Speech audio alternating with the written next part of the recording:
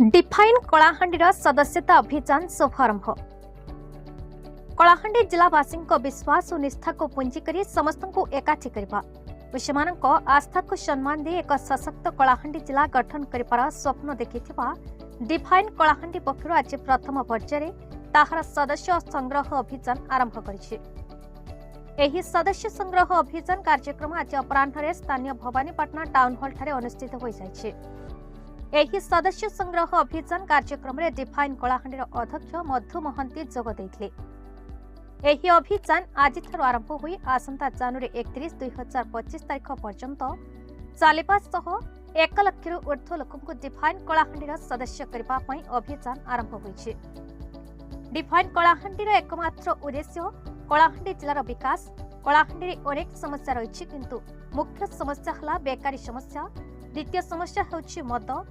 आज युवक युवती माने पाठ पढ़ी बेकार रहुथिबा बेले मद माध्यम रे परिवार मध्ये उजड़ी जाउछि। घरर मुखिया जहा उपार्जन करुछि ताहा मद पी सर्वस्वंत हेउछन्ति। जिल्लारे चाषी मानक समस्या मध्ये लागि रहिछि। तेणु चाषी मानक सह मध्ये आमे अछु बोली कहिबा सह जिल्लारे रागी रहिथिबा विभिन्न समस्या सह डिफाइन कलाहांडी अछि बोली डिफाइन कलाहांडी अध्यक्ष मधु महंती प्रकाश करथिले। ए सदस्य संग्रह अभियान में भवानीपाटना सहर और आखपाख अंचल हजार हजार युवक युवती महिला पुरुष जोग देथिले। आमर इटा बेसिकली आज जन प्रोग्राम थिला सभ्य संग्रह अभियान लगी आज भवानीपाटना म्युनिसिपालिटी रो इटा आमे फोकस करिथु एवं म्युनिसिपालिटी रो इटा जन संख्या अपन देखले जन माने भी आसीछन इटा गुड पार्ट है समस्त डाकबार संभव नहीं से किंतु गुड औपचारिक भाव रे आज इतार शुभारंभ है एवं जनवरी 31 तक आमर मेंबरशिप ड्राइव रो शेष दिन से भितर आमे आशा रखीचु जे 1 लाख आमर members through out the district आमर 1 लाख मेंबरशिप आमे कलेक्ट करमु एवं आमे आशावादी है मुई स्पेशली जते अंचल के जाऊ चाहे विपुल जन समर्थन मिलू चाहे मेंबरशिप होबा लागि बहुत लोग उत्साहित अछन। तो आमर होचे नॉन पॉलिटिकल ऑर्गेनाइजेशंस है आमर मूल लक्ष्य मुख्य लक्ष्य होचे कलाहांडी रो विकास है।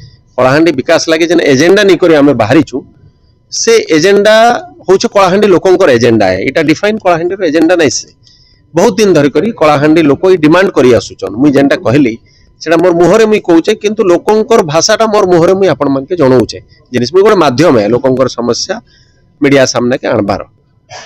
तो आमे जेन मुख्य प्रसंग 5टा मुई कहली आपण मानके से प्रसंग के निकरी हमर लड़ाई जारी रहबा। कलाहांडी रो गोटे बड़ समस्या होचे बेकारी आउ मद है दुईटा के निकरी कलाहांडी लोक अस्त व्यस्त हिसाब रे अछन कि वर्षे भितरे जेन एग्रीकल्चर यूनिवर्सिटी किंतु धान रे आमे जेहेतु प्रथम अछु जदियो रेकॉर्ड रे आमे प्रथम नै ना फिर भी हमर प्रोडक्शन रे आमे प्रथम अछु धान रे। तो एग्रीकल्चर कलाहांडी डंबरुथर भयंकर रिपोर्ट बीई न्यूज ओडिशा।